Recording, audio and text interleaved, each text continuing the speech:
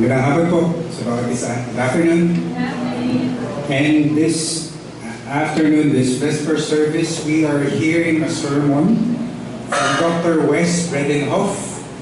Ito po ay unang pinreach sa Free Reformed Church of Launceston, Tasmania, sa Australia po.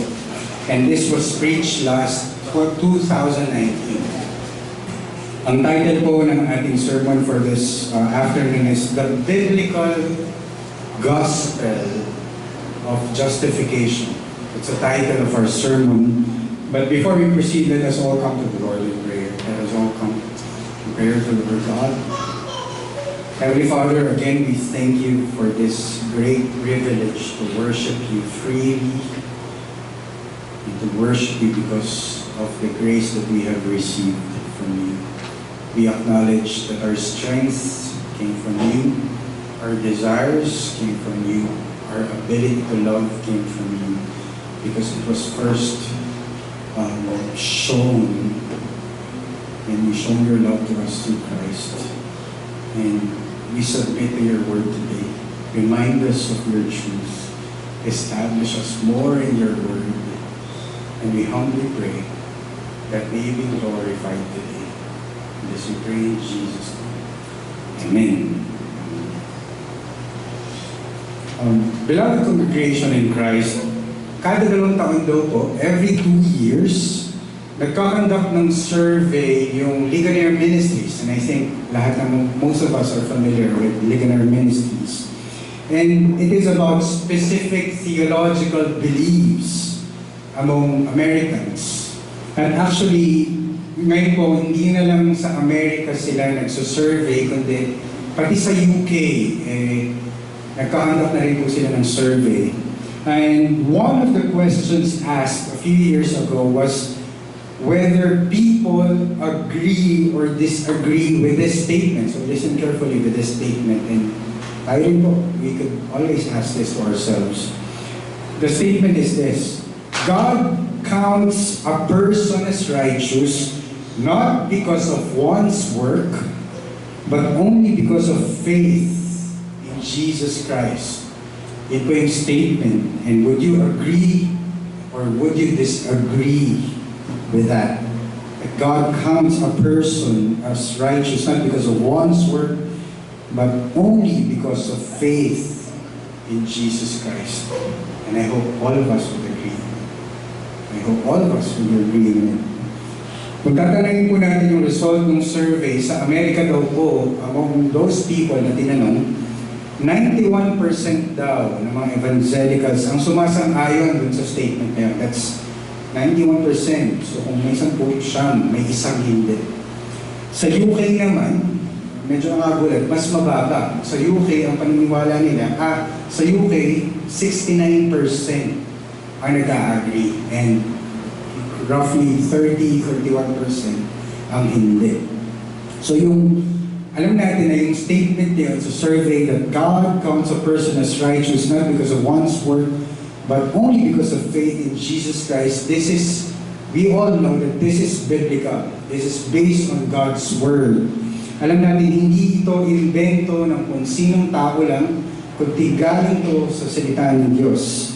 Sabi sa Romans 3:28, it says here, for we hold that one is justified by faith apart from works of the law. That's what we believe. And this afternoon is really a good opportunity for us to consider whether we have this firm grip or whether we have this firm understanding pagdating dito sa biblical doctrine of justification.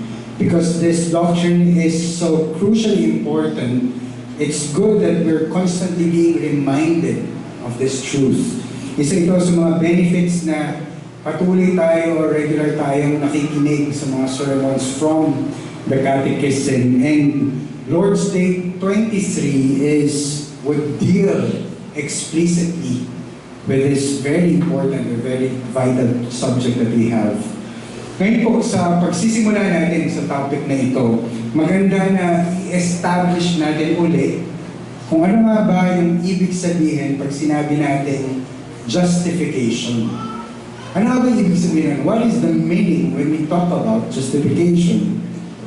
Ito po ay, at its heart, justification is about how a person is right with God. That's what it means simply. Ito yung parang nasa isang courtroom or nasa isang korte ka kung saan ang ating Diyos na buhay ang pinakahukom o pinakahukom ng lahat. And justification basically means that the judge, our God, who is the judge of all, declares that we are right with Him. It declares that we are right with God. And we could see here that it is not an ongoing process. Hindi siya yung series of sessions, but rather, this is a one-time declaration that we are justified in Him. Furthermore, it is an acquittal, but it's more than that. It's not only that we are not guilty, but rather the judge also says that we are positively righteous to Him. Hindi lang tayo i-declare na wala na tayong kasalanan o nabayaran na ating kasalanan, kundi dinideclare pa tayo na tapat at positively righteous with God. At hindi pa po natapos doon. Surprisingly, pagkatapos tayo bigyan ng ganong hatol ng hukom, the judge adopts them as His children. And not just as His children, but also heirs. Tayo inampon bilang Kanyang mga anak, at hindi lang doon, bilang Kanyang mga tagapagmana. At ito ang isang klase ng paghuhukom na hindi po natin makikita dito sa mundong ito. This is something that we will never ever see in this worldly justice that we have here. God's courtroom and the justification that takes place there is entirely unique. So for those who believe in Christ, for us who believe in Him, this is all part of this biblical good news about what Christ has done for us. That's why this afternoon we're going to learn about the biblical gospel of justification. At meron po tayong 3 points for this sermon. Ang una po is the necessity of justification. The second is the basis of justification. And last, the instrument of justification. Yan po ang ating mga sermon points, and I hope that it would allow us to further establish ourselves in this doctrine. Ngayon po, sa nabasa natin sa Philippians 3, mapapansin natin that Paul uses some harsh words actually to describe the enemies of the gospel who were threatening the church at Philippi. Ginawa niya ito dahil ganun na lang katindi yung pagmamahal niya sa mga believers during that time. Yung sa church sa Philippi, ganun na lang siya ka-concern na gusto niyang maprotektahan itong mga believers na to. You can see this in verse 2 that we have read earlier. It says in verse 2, look out for the dogs. Look out for the evildoers. Look out for those who mutilate the flesh. Ibig sabihin, mag-ingat kayo dun sa mga tao na gustong magbigay ng manakit sa inyo. 3 beses na sinabi yung phrase na look out. Kumbaga sa Tagalog, parang yung patuloy na sinasabi or ine-emphasize sa atin na tayo ay mag-ingat sa mga taong ito. Tayo ay patuloy na mag-ingat sa mga nagpapakita ng ganitong senyales that they are not really of Christ. From that, you could see that Paul wasn't going to be misunderstood. He wants to be clear on this aspect. These false teachers were dangerous, and the church at Philippi needs to be on guard in this aspect. At bakit nga ba? What's at stake here if they would believe this false gospel? What is so dangerous about these false teachers that Paul is saying here? Ang sabi po sa verse 19 na ating binasa, their end, these people, their end is destruction. Their God is their belly, and they glory in their shame, with minds set on earthly things. On earthly things, not on spiritual things. Kung ano man po ang tinuturo ng mga ito ay tiyak na magdudulot lamang ng kapahamakan sa mga mananampalataya sa Diyos. They were denying something so essential and so basic that their salvation was in jeopardy because of this. Pwede natin makita ang mga kamalian nila mula sa nabasa natin sa chapter 3. From what Paul says about circumcision and from what he says about the law, it appears that these false teachers that they're claiming to be Christians were somewhat Jewish. They were likely teaching some forms of works-based salvation. At pwede natin sabihin na naniniwala sila kay Kristo, pero parang ang kasunod ng mga tinuturo nila ay ganito. Gusto nilang ipahiwatig na hindi sapat si Kristo. Kundi hindi sapat yung maniwala ka sa Kanya. May kailangan pa rin gawin. May kailangan pa rin gampanan. To be right with God, one also needs to do good works and follow the law of Moses. One thing to note here is that both Paul and even these false teachers saw how it was necessary for man to get right with God. That's one thing that we could notice here. Yung acknowledgement na kailangan ng tao na maintindihan kung paano nga tayo magiging matuwid sa ating Panginoon. Ang pagkakalam nila is yung paano nila naiintindihan yung tao, yung understanding nila sa humankind of who they are and what they can really contribute in their salvation. Kasi in Romans 3, Paul said it clearly, quoting from Psalms 14, that there is no one righteous, not even one. Ibig sabihin, dinideclare dito na Paul at napaulit-ulit that everyone, all of us here, is under sin. Everyone is under sin. In Isaiah 64 verse 6, God teaches that all the acts that we do, lahat ng tinatry natin na righteousness, yung mga bagay na tingin natin ay mabuti at kalugod-lugod sa Panginoon, are actually filthy rags in His sight. Mga maruruming basahan sa kanyang paningin. They count for nothing. In fact, everything that we do can be considered offensive before our God. And we are in our sin, in our flesh. So Paul concludes in Romans 3:20, for by works of the law, no human being will be justified in His sight, since through the law comes the knowledge of sin. We can never get right with God in our own terms, my friends. We can never be right with God in our own terms. If we are to get right with God, it must be on God's terms, not just in His terms, but in God's way as well. It must be in His way, not our way. So while both Paul and the false teachers saw the necessity of justification, as we have here, only Paul saw the necessity of justification on God's terms and not on our terms, and in accordance with the Word of God. And if we try to be justified on our own terms, the result will just be disastrous. In fact, to be honest, wala namang magngyayaring justification kung gagawin lang natin ito sa sarili lang natin. If we would try to define how we are to be right with God, there's no justification in it at all. Justification becomes a fiction when we seek it on our own terms, not in His terms. Dahil totoo po naman, pwede isipin ng isang tao na justified siya sa harap ng kanyang Panginoon. Pero nilililang lang pala niya ang kanyang sarili sa sariling paniniwala na sila para sa sarili. And we could see that, not just, hindi na natin kailangan pumunta sa ibang bansa.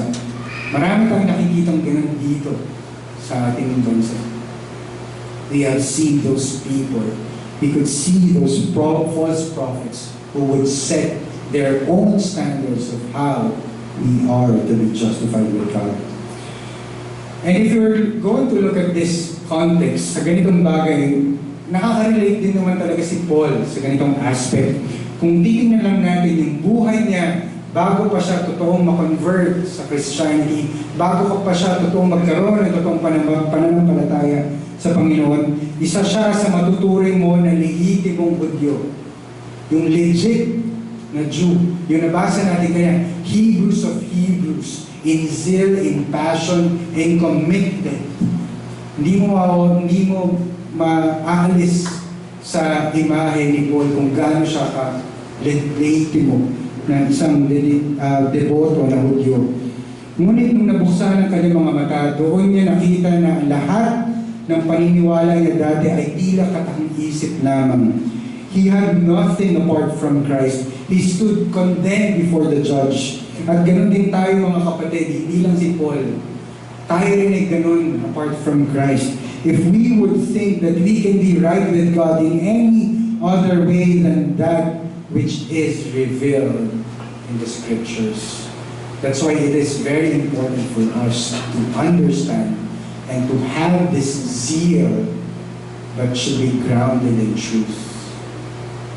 Our catechism draws this out of Scripture when it says that we know what our consciences say is true. We have grievously sinned against all God's commandments. We have never kept any of them, and we're still inclined to all evil. At ano nga bang kaya natin ibigay sa isang judge kung tayo yung nakasalang dahil sa mga kasong ito? Ano nga bang kaya natin gawin para makonvince siya na makalusot tayo sa kaso na isinasampa sa atin dahil sa lahat ng kasalanan ginawa natin? We all know na wala nang magagawa. We can never offer anything at all. Wala po tayong kalaban-laban sa sarili natin. Hindi natin kayang depensahan ang ating sarili pag tayo na ay magpapupunta sa posisyon na tayo ay bibigyan ng hatol ng ating Panginoon na narunong. Likewise, Isaiah would cry out, "Woe is me! I am ruined. I am a man of unclean lips, and I live among a people of unclean lips." That's why, my friends, we need the true biblical gospel of justification. We really need to be establishing our truth. And that's our second point. The basis of our justification. The heart of that good news is its basis. Ano nga ba ang tanging batayan para tayo ay maituwid sa harap ng ating Diyos? Ano nga ba ang pinaka-basis ng lahat ito? Paano nga ba tayo ma-justify sa harap ng ating Panginoon? How is it that God can declare that we are not only acquitted, but also that we are positively righteous before Him? Paano nga ba mangyayari yung ganung bagay? How would that be possible? And the answer rests in Christ alone and no one else. It is in Christ alone. Particularly, as our catechism says it, we are right with God because the perfect satisfaction, righteousness, and holiness of Christ are imputed or credited to us. All of Christ's suffering for sin, all His perfect obedience, His whole life long, those things are all granted to us. Para sa ating lahat. In the great exchange, our sins were imputed or transferred to Christ, and Christ's righteousness was imputed or transferred to us. The result is that the judge sees that we are not who we were. Instead, we are now new creations because we are now in Christ. We are joined to Him.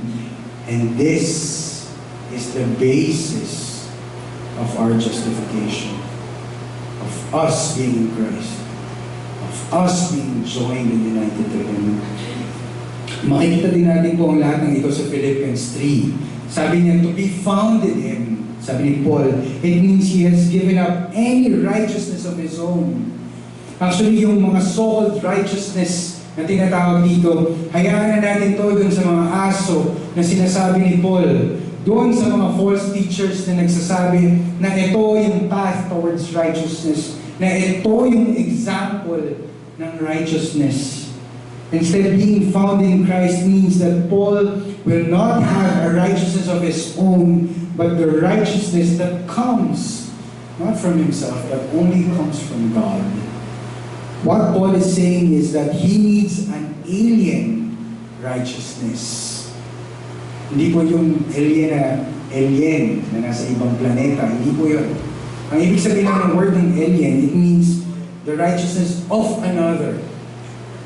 Hindi sa akin, hindi yung sa sarili ko. And that other is Christ and Him alone. That other is Christ alone. The righteousness of Christ is the only basis of our justification. Only the satisfaction, the righteousness and holiness of Christ is my righteousness before our God. It is only His righteousness, only His holiness, and only this satisfaction is the only thing that we could hold on before our Maker. Ganun din po yung point sa Romans 3. In verse 21 and 22, Paul speaks about a righteousness from God. What is this righteousness? Well, it's apart from the law. Ibig sabihin, hindi ito tungkol sa kung ano yung kaya nating gawin sa harap ng Panginoon according to the Word of God. Instead, this righteousness is found in the one set by God in Christ. And sabi sa verse 24, and are justified by His grace as a gift through the redemption that is in Christ Jesus. The basis of our justification is God's gracious provision of the righteousness of Christ. Wala pa tayong nagawa dito. We don't deserve anything. We did nothing to deserve it.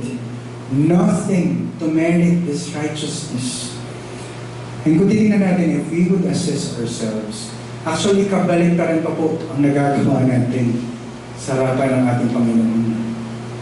Lahat po ng ginagawa natin para ma-forfeit yung righteousness na ibinibigay sa atin ng Panginoong Jesus.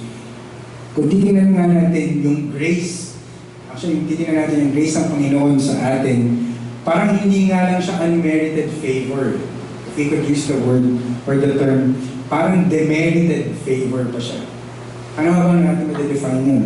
For example, imagine may lalaki kang makakasalubong na nanlilimos sa isang daan. Sa daan ka lang, hindi mo nanlilimos sa isang daan. Nanlilimos sa daan, hindi mo siya kilala. This is the first time that you've seen this beggar in front of you. Marahil hindi mo siya kilala, first time mo lang siya makita. Tapos, bigla mo siyang nakasalubong sa daan. Lumapit siya sa iyo para manghingi ng pera, para pambili ng makakain. We could see here that wala siyang ginagawa at wala siyang nagawa para maging karapat-dapat sa limos mo, actually. Hindi naman siya nagtrabaho sa iyo. Hindi mo siya kilala, he didn't do anything, he didn't offer any service. But because you are gracious to that beggar, nagbigay ka ng limos. You gave something. So pag ganun, parang unmerited favor. You don't deserve this gift, yet natanggap niya. That's one thing. Pero para naman pag nakaragpas ka dito, lumiko ka na sa kabilang kanto, may nakita ka na ng mga manlilimos. Pero this time, hindi na siya yung hindi mo kilala. This person is someone that you really know. Kilala mo na itong taong to, matagal na itong nakatambay dun sa kanto na yon. Siya yung lalaking gumaskas ng kotse mo nung nakaraan. Dumadaan ka dahil nagalit sa'yo, ginasgasan ka. Tapos nasira pa niya yung halaman mo nung natulog siya sa tapat ng bahay niya ng isang araw. At nalaman-lamanin mo rin na nung isang araw, tinapot din niya kahit yung anak mo. Kumbaga, alam natin na itong taong to, matindi yung atraso sa iyo sa lahat ng ginawa niya. Ngayon, nung nakasalubong mo siya, nanghingi siya ng limos sa iyo. Tapos kahit na ganun katindi yung ginawa niya sa iyo at sa pamilya mo, nagawa mo pa din siyang bigyan ng limos. And in this example, on that aspect, parang hindi na lang siya unmerited, demerited pa talaga. It's far more to just unmerited favor.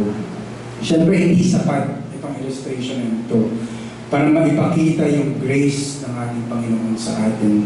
Pero somehow, sana nakatulong ito para makita natin yung mahalagang katotohanan sa story or sa example na ito, that God's grace and favor towards us are not merely unmerited. They are shown to those who totally deserve the opposite of it.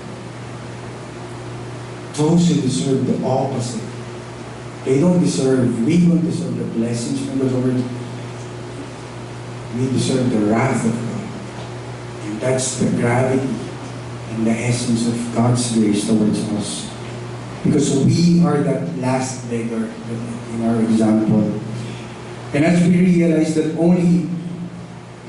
I hope that it deepens our love for God and it sets us to be reminded of how we are to be grateful towards Him.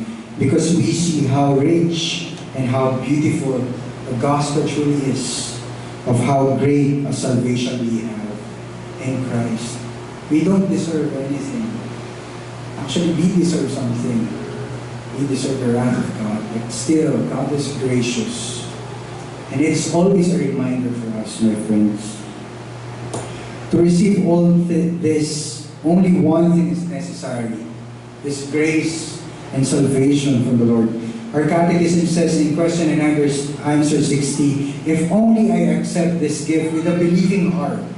At tapos, ang sabi naman sa question and answer 61, I can receive this righteousness and make it my own by faith only. In other words, faith and faith alone is the instrument of justification. Faith alone. And actually, that's our last point already. It is the instrument for justification. In Philippians 3 verse 9, Paul says, the righteousness of God comes through Him through faith. In other words, faith is the way in which God's righteousness is received at wala na pong iba. Tanging sa pananampalataya lang sa ating Panginoon Jesus. Faith is like the hands that receives the grace from the Lord. Sabi nga sa Romans 3:22, the righteousness of God through faith in Jesus Christ for all of those who believe. Ganun din po yung sabi sa Romans 4. It speaks about Abraham and how Abraham was justified not by doing the works of the law, not by doing something to earn or merit his salvation, but by his faith. At marami pa po tayong pwedeng mabanggit na text. Pero alam po natin lahat na consistent sa Scripture, and it is clear enough that justification is by faith alone, sola fide. It is only by faith alone that we are justified. Pero marahil, kung ganun nga ba, kung by faith alone, paano naman ba yung sabi sa James? Ano yung sabi sa James 2? Are you familiar with that? James 2 verse 24. Nabasa niyo na po ba yun? Sabi kasi sa James 2 verse 24, you see that a person is justified by works and not by faith alone. Yun po yung sabi sa James 2. That a person is justified by works and not by faith alone. That is what James says here. At paano nga ba nag-a-apply yun? Paano nga ba yun? How can we understand that? Does it mean that it's contradicting to what Paul says? Dito makikita natin that James has been using the same example of Abraham. Ginamit ni Paul si Abraham sa Romans as an example. Dito rin sa James, ginamit ni James si Abraham as an example patungkol sa justification.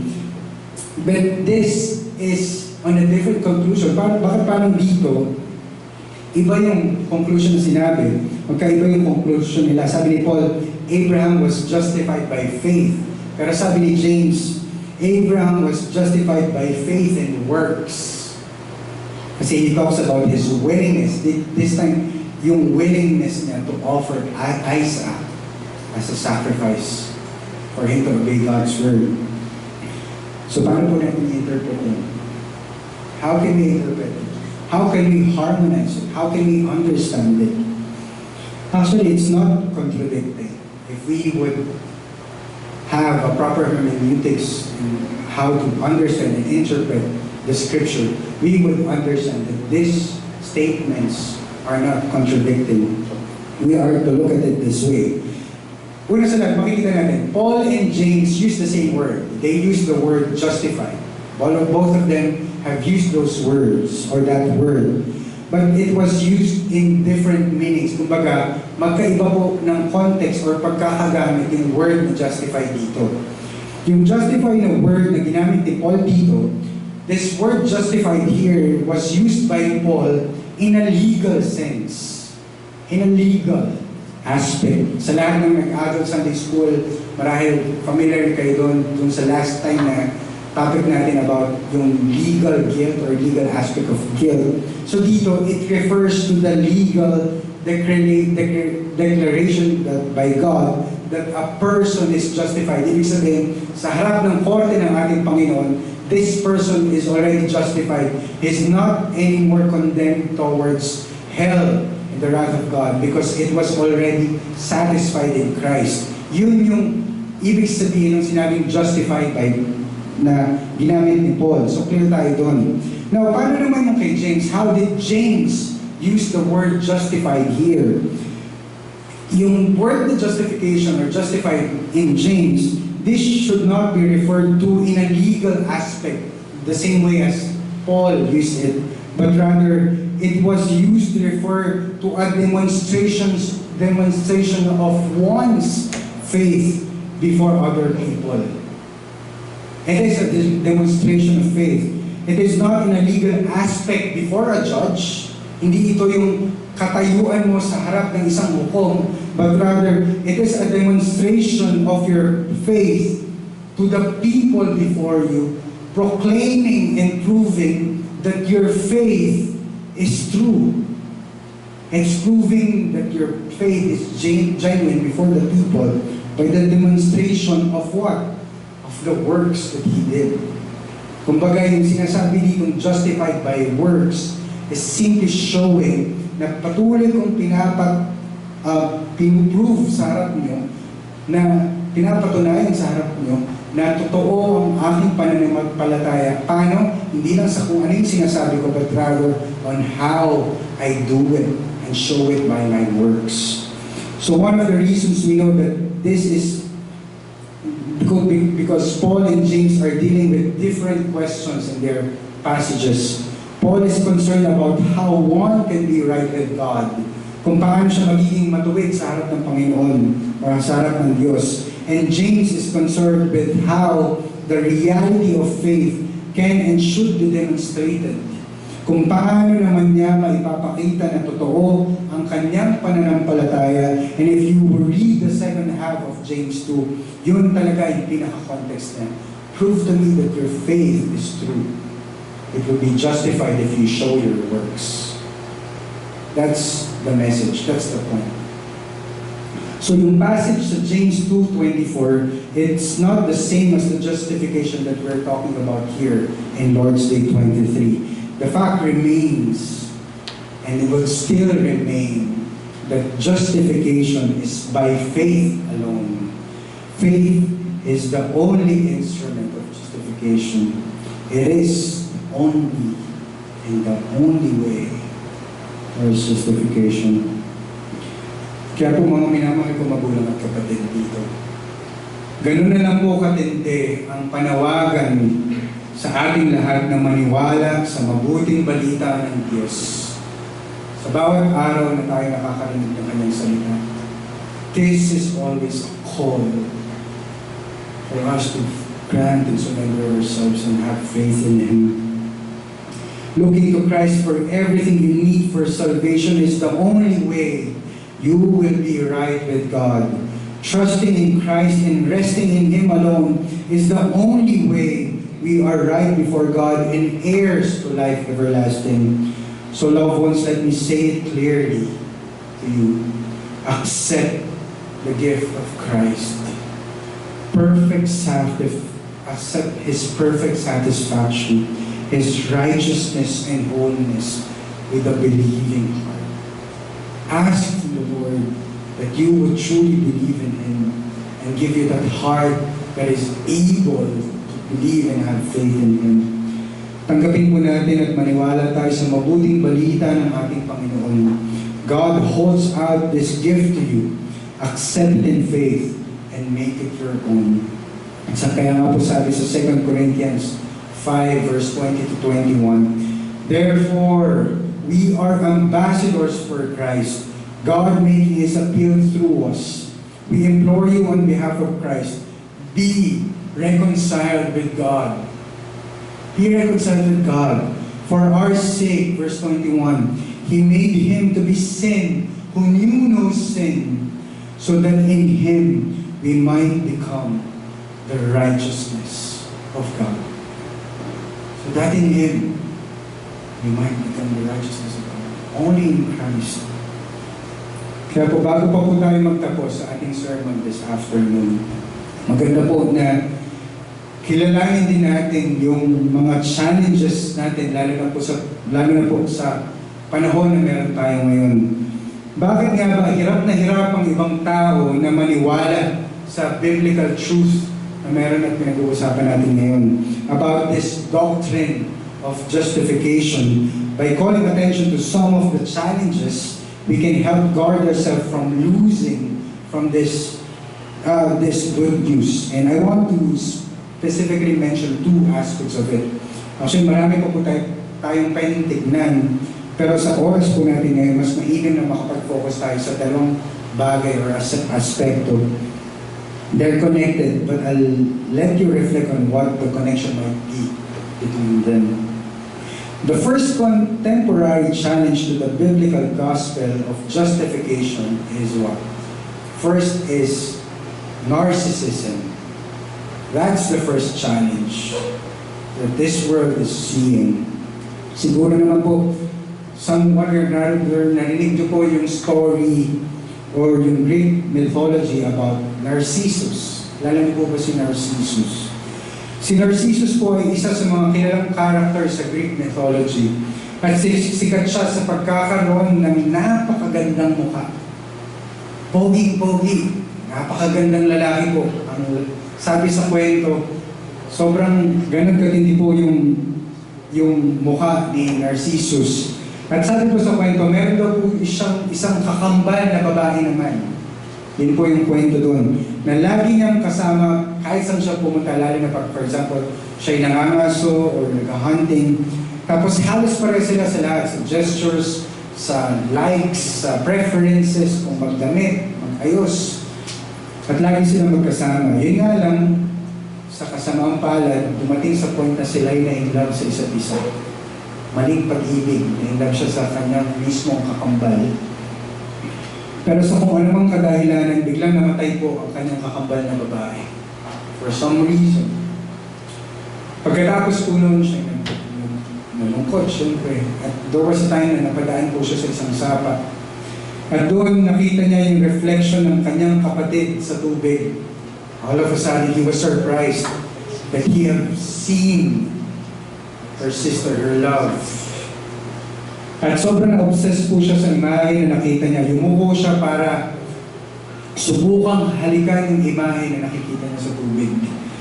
At doon niya na-realize na yung image niya pala yung nakikita niya, hindi yung imahe ng kanyang kambal at hindi yun yung kapatid niya. And narcissism is named after that, Narcissus. Narcissism is simply an obsession with self. It is an obsession with self.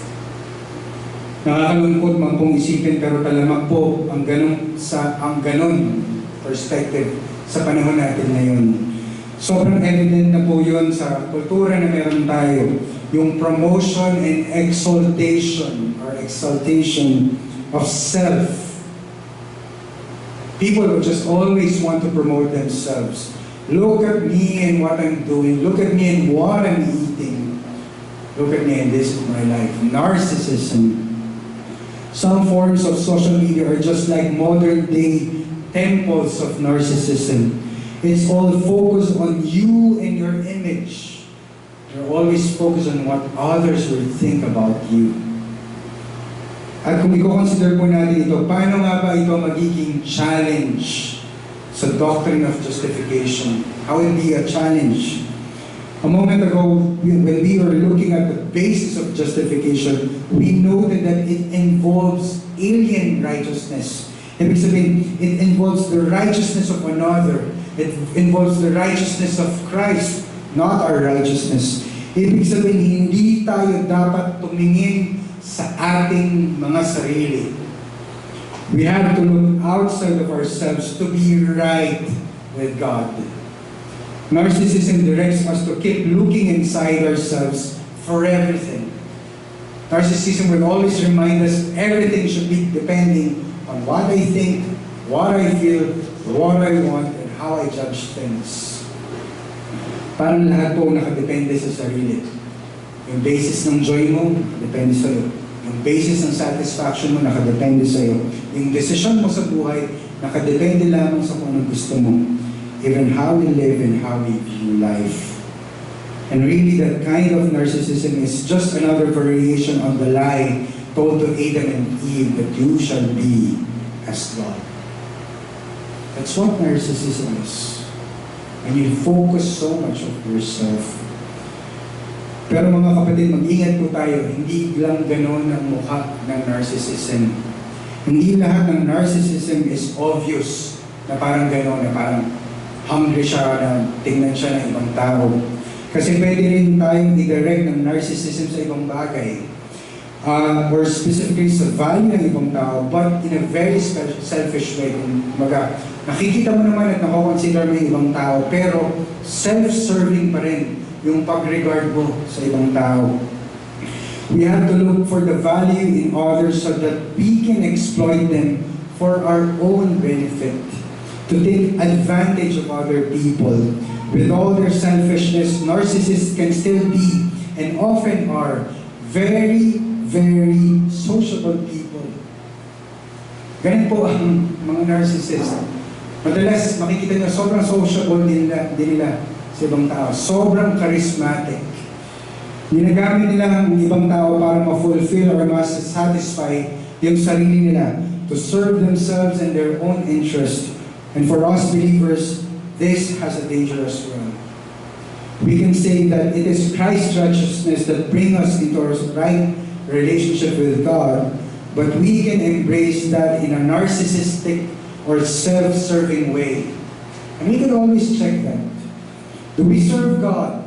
Do we embrace Christ only because of what we can get out of?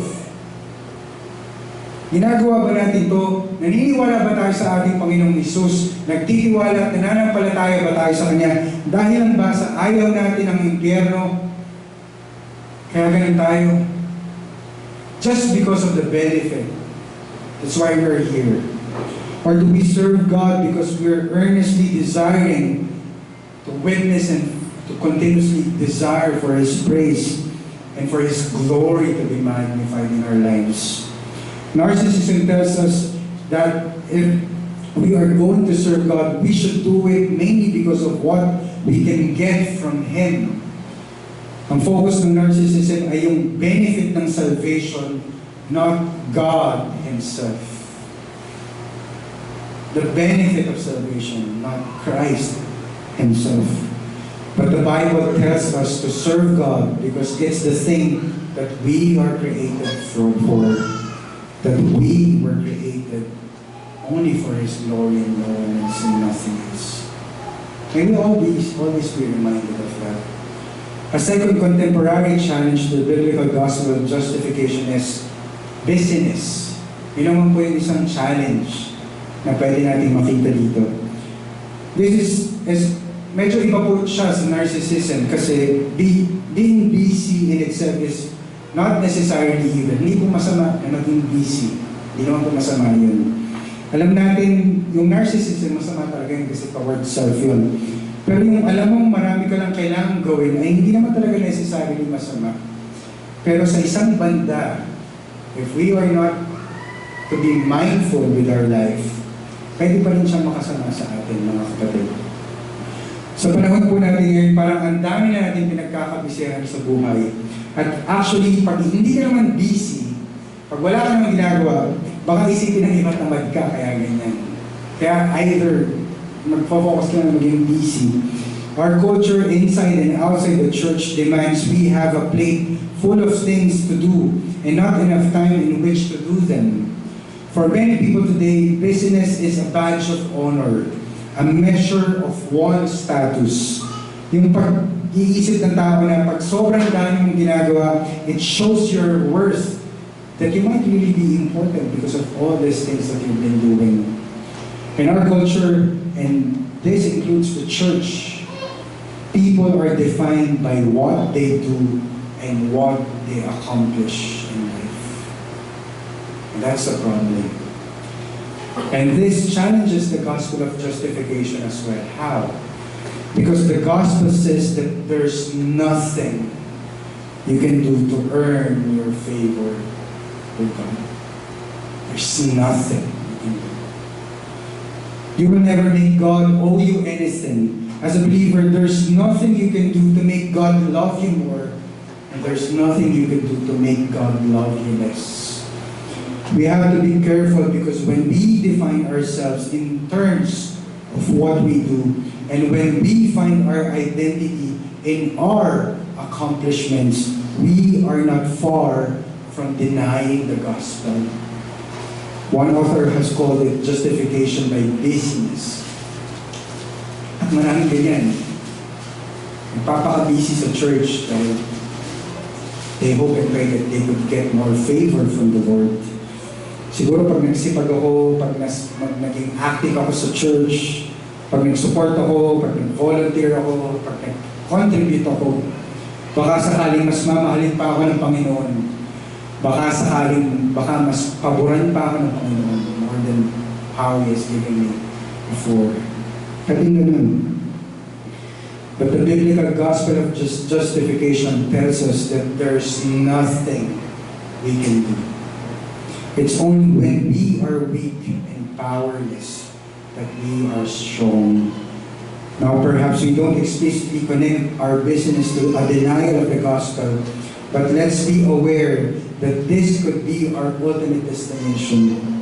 We have to find our identity and the basis of our relationship with God, not in what we do, but in who Christ is and what He has done for us apart from us. It is only through what Christ has done on the cross. The biblical gospel of justification is countercultural in every way, every day and every age. It goes against the grain of our fallen human nature, and that nature always gravitates towards the exaltation of self. So it takes not only the divine gift of faith to embrace this doctrine, but also its close cousin, humility. May we all be humble before our God. That's why, loved ones, let's pray that God would give us these gifts and continue giving us these gifts so that we, like Paul, would know Christ and the power of His resurrection and the fellowship of sharing in His suffering, becoming like Him in His death, and so somehow to attain the resurrection from the dead. Amen. Amen. Let us all come to the Lord in prayer. Heavenly Father, we thank You for this gracious message that You have reminded us today. We could always be confident and we could always think for ourselves that we know these things. Yet we thank You for reminding us, O God, that we are to always be reminded of Your truth. For letting us know and reminding us that we can never do anything on our own. We can never do anything to earn any grace or any favor from You. That's why we thank You that You have offered Your Son. Always remind us of the cross, of what He did for us, how He lived and how He died to offer His life for us. But there's nothing in us that would grant us or save us. There is nothing in us that we can offer, and there is nothing in us at all but sin. Yet Christ with the fullness of His glory, with the fullness of His righteousness and holiness. He has imputed everything to us. And we thank you for that. Mga basura lang kami, Panginoon. Yet the treasure has been given for us. And may we live in gratitude, knowing that this is only through Christ alone. And may you grant us faith that we could hold on to you, to believe in you, and to live according to your word. May continue to submit to you, O God. May you continue to teach us to repent of our sins and grant us faith to trust you, to offer our lives and submit ourselves to Christ, our Lord and Savior. And this we pray. In Jesus' name, amen.